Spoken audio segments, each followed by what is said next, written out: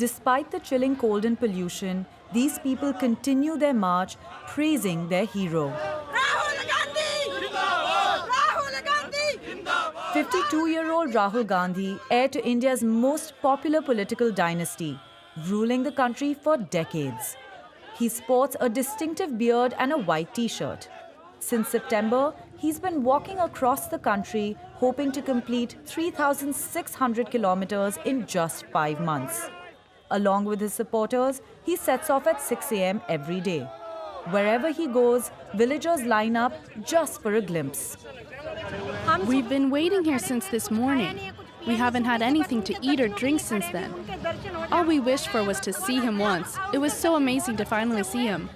Unemployment is skyrocketing. Businesses are not in a good shape. The country itself is crumbling. That's why our youth are leaving the country.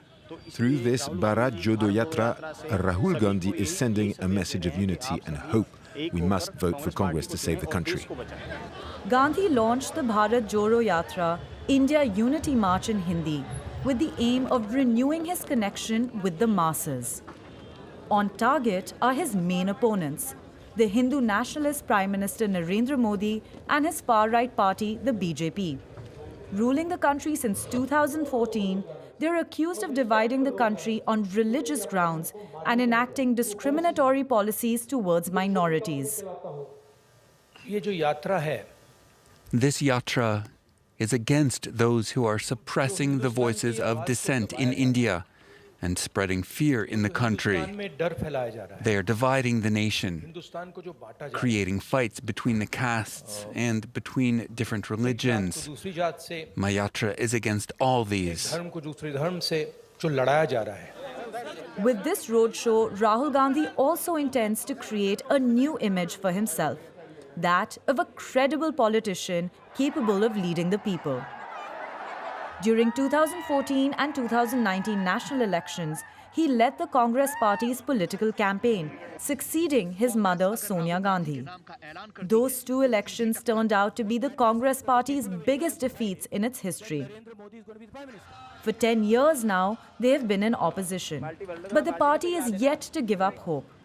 At the end of each day, Gandhi's followers since day one of the march rest in one of these 60 trucks converted into dormitories.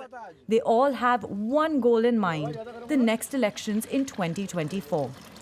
Every day I receive calls from different parts of the country of Congress workers who want to join in the yatra, who say, how can I join? Please tell me, how can I join? So the Congress worker has really stood up. That's one of the biggest achievements of this yatra for the Congress party. Secondly, the image of our leader Rahul Gandhi has, gone really, really high. He used to say the same things earlier, but now probably people started looking at him with more seriousness. But in recent years, many party workers have left the Congress to join the opposite camp. In New Delhi, J.V. Shergill is amongst the latest turncoats. After more than 9 years in the Congress, he quit to join the BJP in December as a spokesperson. This is an interesting photograph. We have a few friends, majority of them have left Congress and joined the Bharatiya Janata Party. Mr. Jyotiraditya Scindia, he's the Minister for Civil Aviation of India. I am not ashamed of my past. When I look at these pictures, I feel sad, but because Indian National Congress, being the world's one of the oldest political party, has gone array, has lost vision, has lost direction. For him, the Congress is a dynasty-driven party that's run by an inner clique. The top leadership is now immune to criticism. Rather, they are averse to suggestions for reform. There is a sinister strategy within the Indian National Congress to ensure that a permanent lock is put on the Congress headquarters. A very centralized party, and one that cannot shake off scandals from the past, particularly from its last mandate between 2009 and 2014. For this political analyst, the Congress will have to propose a strong election manifesto to win back its past voters. They have to go back to the people and they have to go back with a program. And it is here that BJP is very, very different from the Congress.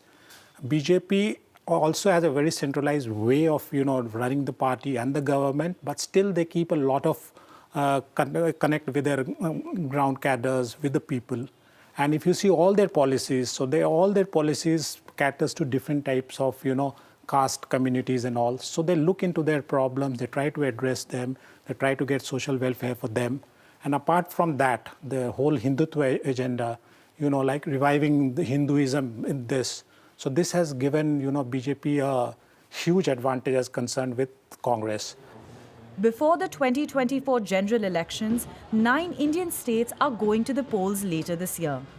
This will be a major test for the Congress if it wants to remain a political player at the national level.